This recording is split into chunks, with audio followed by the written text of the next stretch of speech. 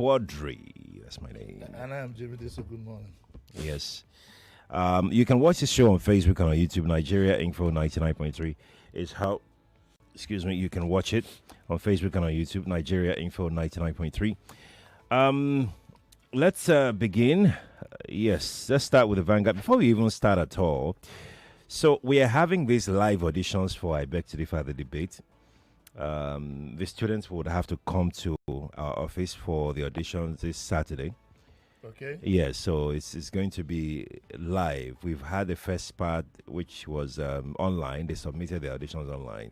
For this one, they would have to come live into our office here on Saturday by 8 a.m. For the audition? For the audition, yes. 8 a.m. till when? Till 5 p.m. And it's his first come, first serve. So once you come, you will be auditioned, and then you go. So I don't have to come to our concert? No. It's not a radio. It's not a live radio thing. Oh, okay, Yeah. okay. It's an outdoor thing. Wait, We have a studio for that one. So if you have students who like to join the debate, please go to our website nigeriainfo.fm to start the registration there. Just let he or she put their details there, and then that's it. They've enrolled for the audition this Saturday. And Sheriff, please, if you could just give me 2 minutes to comment on something that happened when I was okay, away. fine. Fantastic. And that has to do with the public video where the president put a call through to Kwamon, or what do they call the guy? Yes. And he made it public. I think it's most unfortunate, completely irresponsible. And our people must be alive to what you would call simple decency. If Sheriff puts a call through to me, even in the comfort of my home, if there's going to be a third party and I'm put on speakerphone, I tell him, Sheriff, you're on speaker. Yeah. That is one. Two, the issue of referring to the president in Yoruba as Iwo. This is just to summarize my feelings, is more than that. As Iwo, I won't comment on that. I think that has to do principally with how one is brought up and, the proper language. But generally, I would like to plead with supporters of the president, no matter how close you are to him, to regard him that respect, to show that respect. Some people said, well, what is between them is private. Fair enough. You shouldn't have made it public. Okay. I wonder why you just suddenly went quiet. Like, I have a ton of things to say, but we don't have time. Yes, we don't have time for that. We don't have time. But the irresponsibility that you have in our public life has gone completely out of hand.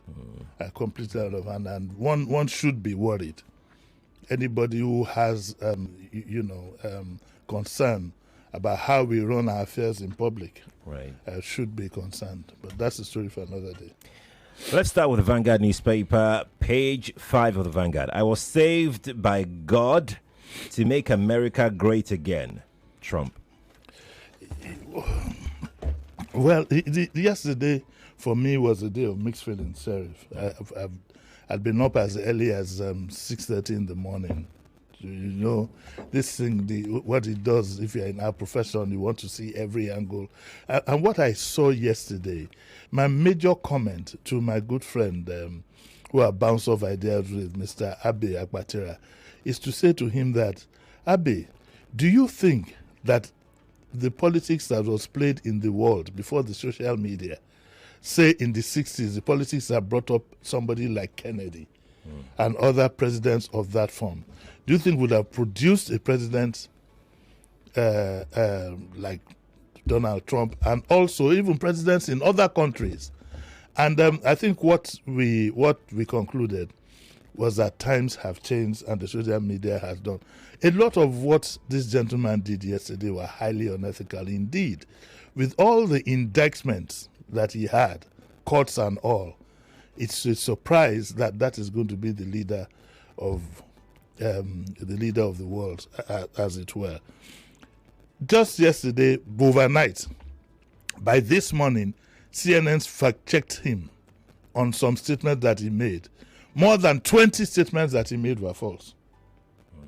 This is just to summarize my feelings about it all. If you need the details, you find them in the papers. He signed a multitude of executive orders and was happy to say that was the first time something like that was going to happen. Executive orders are things that are released intermittently, But what it also means is the world itself is getting slowly towards dictatorship. And that is so. My major concern now is how is Nigeria going to position itself with this gentleman? As we speak, I'd like to be corrected. I'm not sure we have an ambassador to America. This government has been in place for about 18 months or thereabout.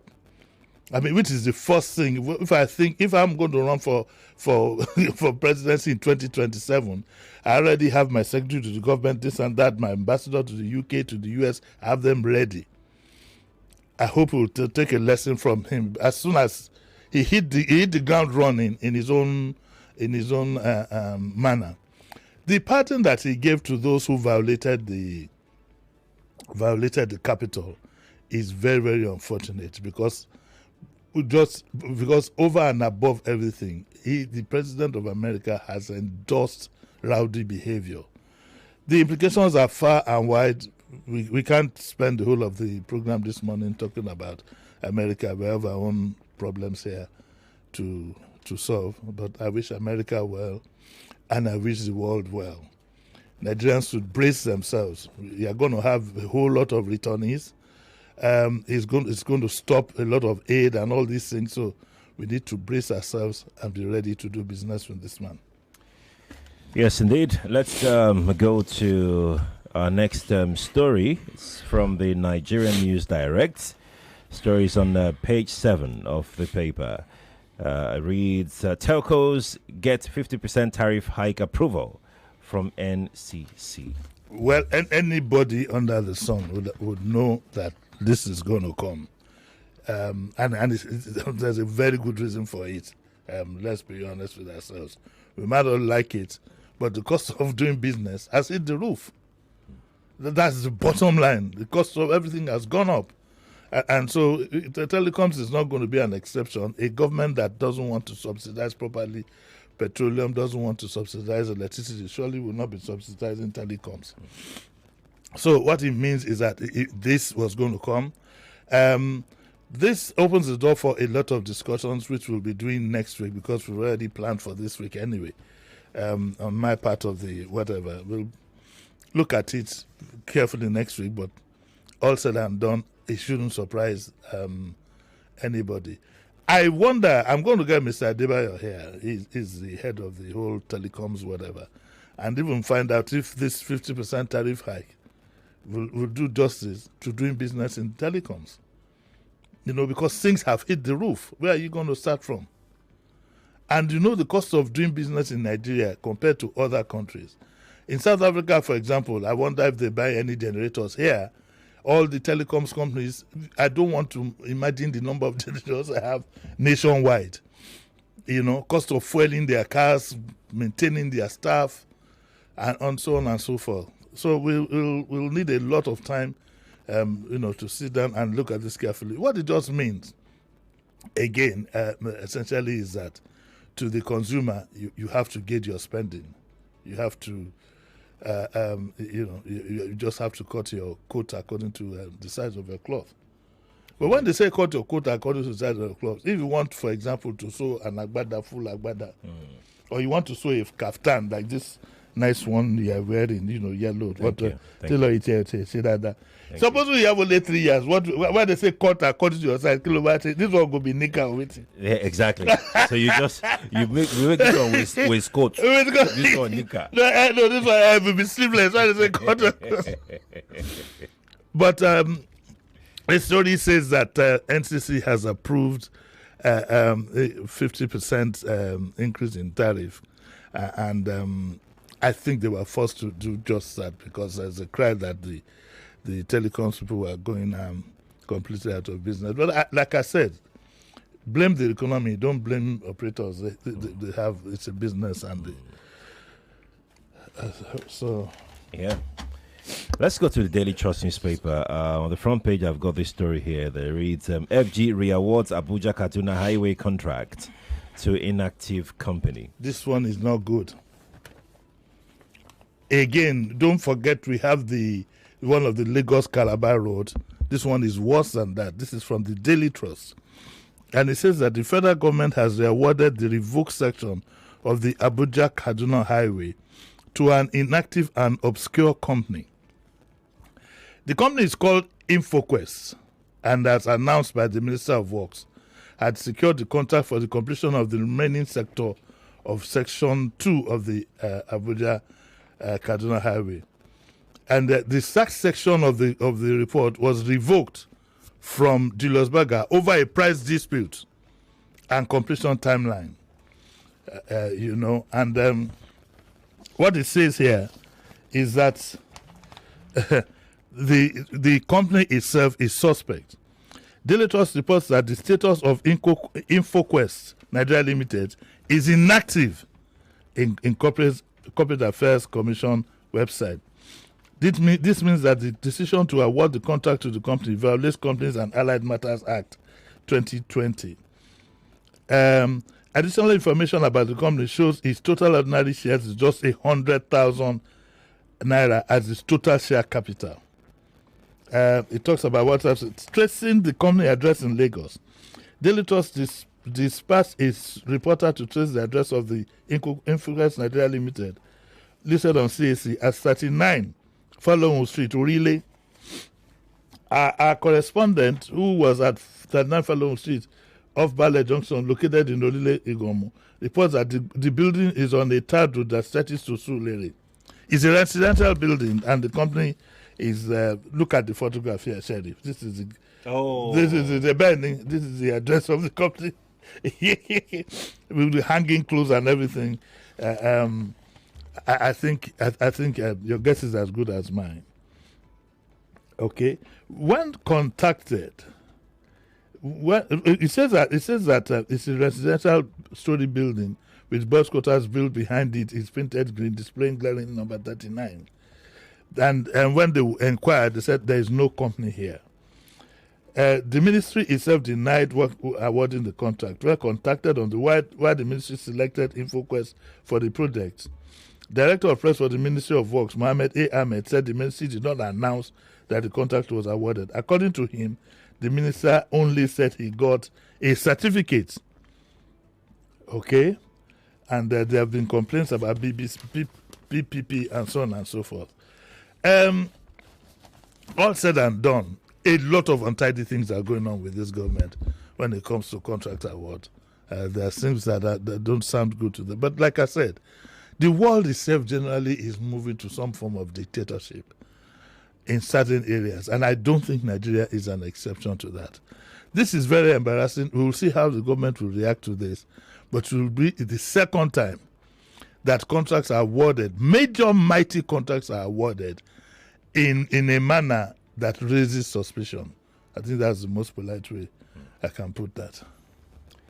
Yes, indeed. Let's go to the Vanguard. We've got this story here on page 14. There you go. The Vanguard again has brought a bumper story here. And the story is Ahead 2027, Why Opposition Can't Upstage the Ruling Party. It did a thorough analysis over 2 pages. And this story is written by Jide Ajani. And so I called him very quickly this morning.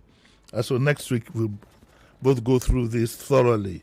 We'll be looking at the socio-economic contradictions, the deep-seated uncertainty, the greed of political actors, the role of money, pressure from constituents, the absence of a second address, the various reasons why the opposition cannot upstage the APC in 2027, and I will keep it in the burner.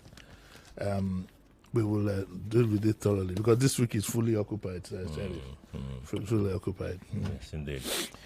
Let's go to the Punch newspaper now. Page 16. It's the Healthwise Plus page of the Vanguard. This is our darling. Yes. Now, I want you to listen to this carefully. This is the Healthwise Plus page. So if you're one who, you're not too concerned about political issues, you definitely must listen to this. Let's go now. It's from The Punch. It says tanker explosions. Doctors demand stricter rules as 366 people were killed in 5 months through tanker explosions. By the way, now is the time also for you to check your gas cylinder.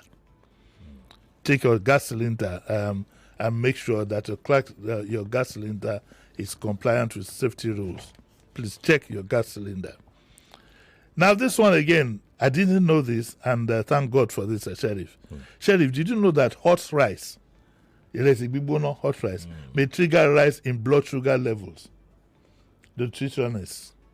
Hot rice, the hot variant, may trigger. It says some registered dietitian nutritionists have frowned at the habit of eating rice while it is hot. I like my food hot. I do too. I'm at the rest too. Okay, that hot rice and warning that it could lead to the rapid release of glucose into the bloodstream and trigger a rise in blood sugar levels. So you be very careful with hot rice. I mean, back in the days, the days of Mama Put, you like to eat hot rice very, very quickly in the morning and before you start work. Now listen to this one. Oh. Prostate cancer is not caused by spiritual attacks. I can almost say that maybe every 4 out of, or maybe even 6 out of 10 Nigerian men have the threat of prostate cancer, but it will come at various levels. What we are told is that once you hit your 30s or indeed maximum your 40s, you should constantly check your prostate levels. I hope you do so. Oh, yes, of course. You must test your prostate levels. So it says that physicians in the field of radiology have advised men, particularly those of African descent, to start attributing the cause of prostate cancer to spiritual attacks.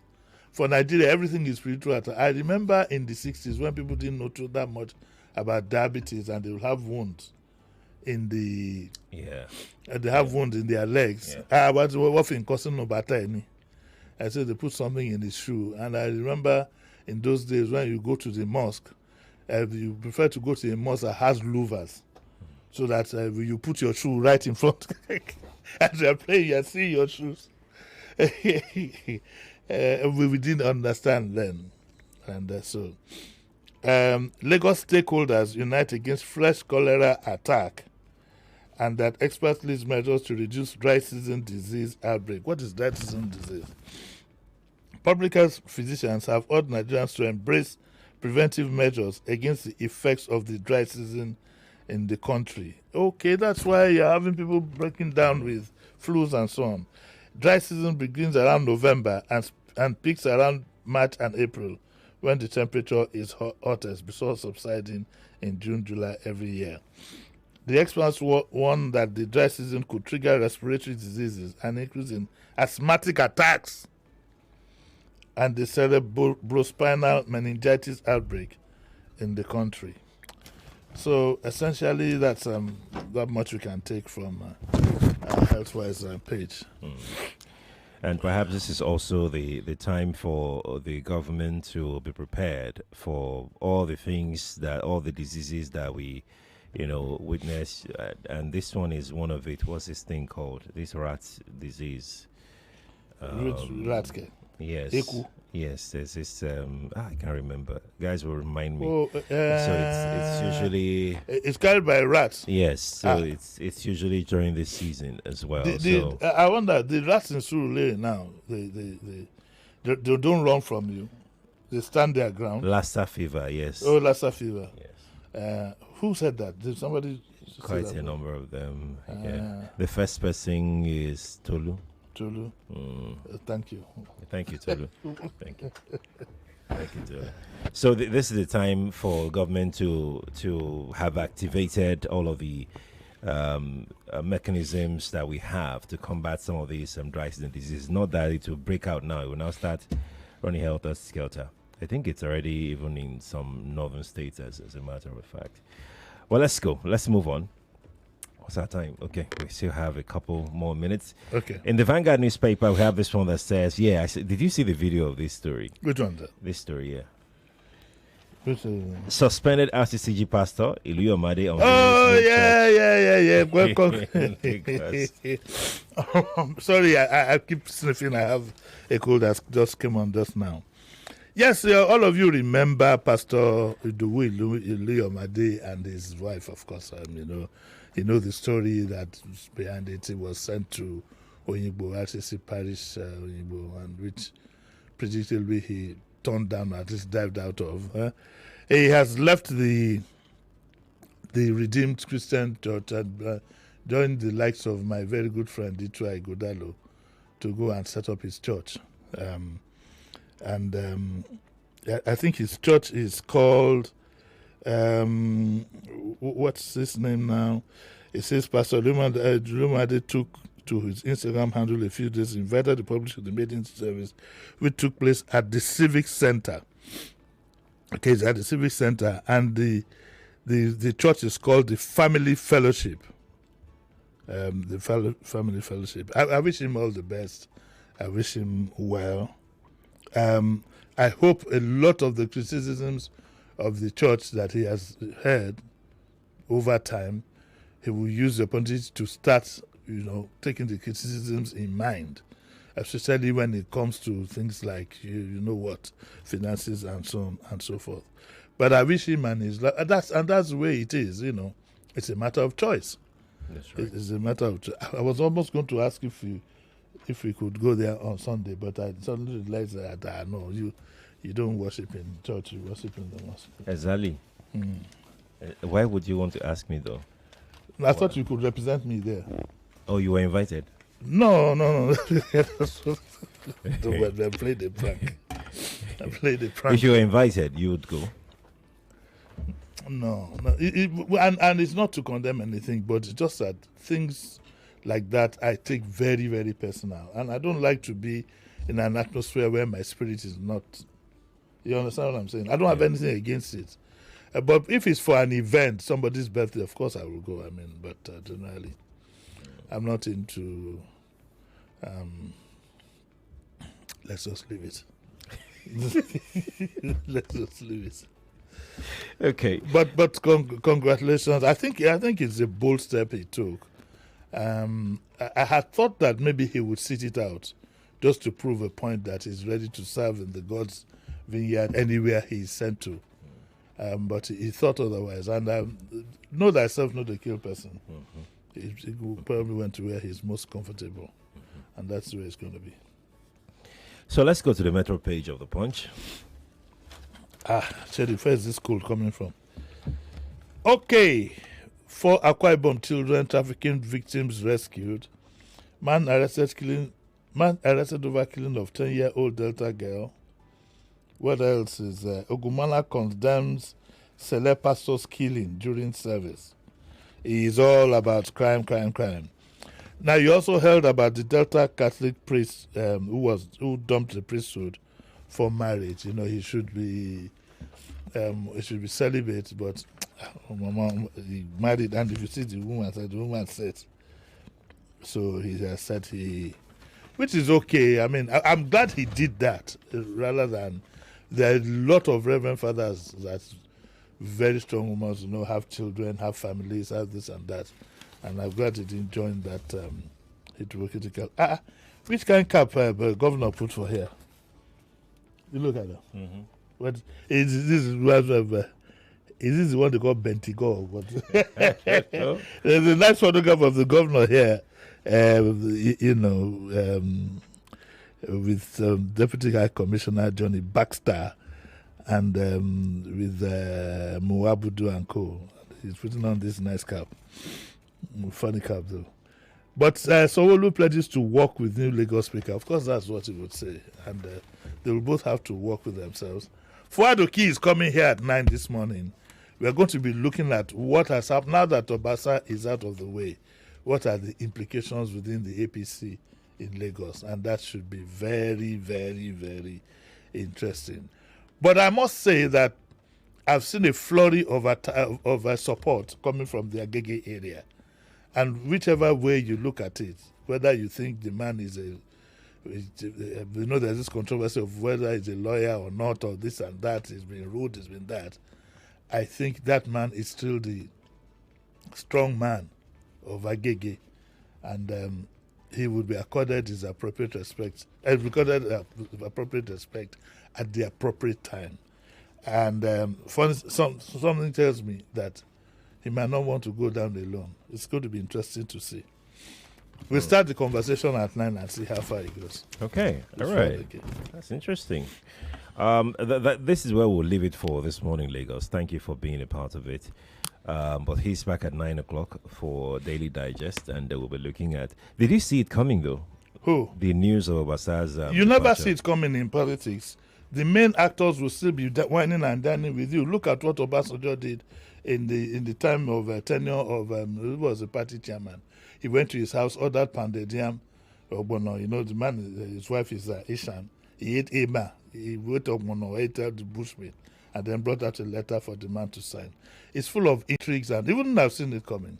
No, what I was trying to say is, you know, looking at everything that Obasa did or had been doing before now, his opposition to the budget, is this and that. Yes. His public outburst about am I to this thing to become a governor? Would you have thought that could? No, this is what it is. Number one, Sheriff, in politics, when you are at the top, just like our president, our governors, and so they all live in a bubble. Nobody's going to be telling you the truth. More so if you have money to dispense with. Nobody. And again, to be honest with you, I like to be very, very factual, especially in that part of Nigeria, in the southwest. I won't tell you the truth.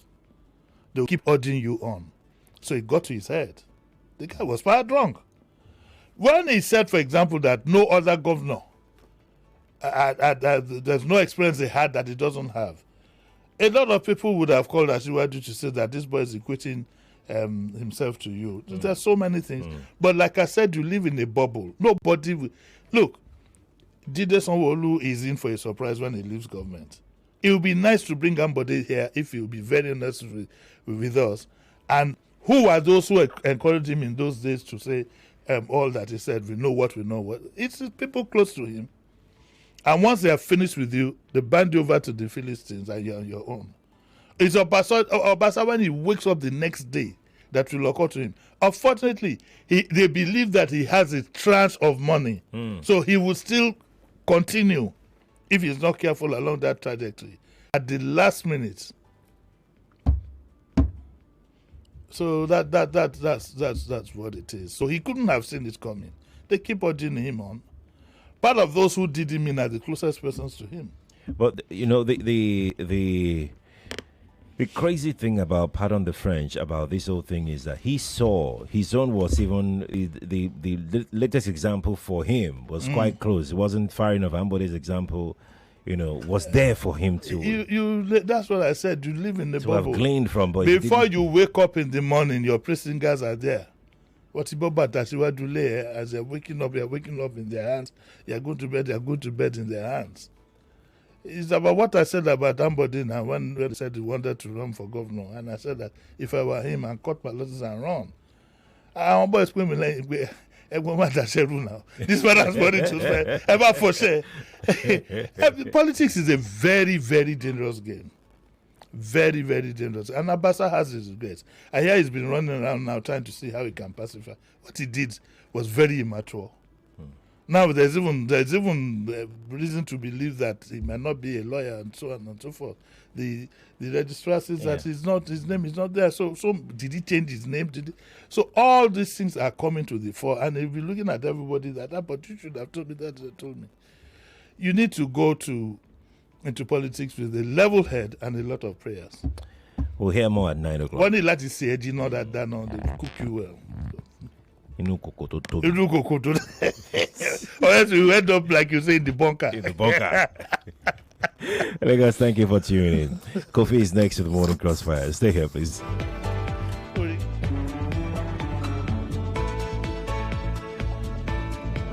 You hear it from us. We tell you who, when, where, and how it was said. Lagos Governor Babajide Sanwo-Olu has commended past and present leaders in the state. If you're planning to disturb the peace of Lagos State, please have a rethink, because police say they will not be your friend. One also urged the president to leave a legacy. 99.3 Nigeria Info. We are more than just radio. Subscribe to our YouTube channel at Nigeria Info FM. Check us out on Facebook at Nigeria Info 99.3. Follow us on Twitter at Nigeria Info FM and on Instagram at Nigeria Info FM Lagos for live updates as it happens. 99.3 Nigeria Info. Let's talk.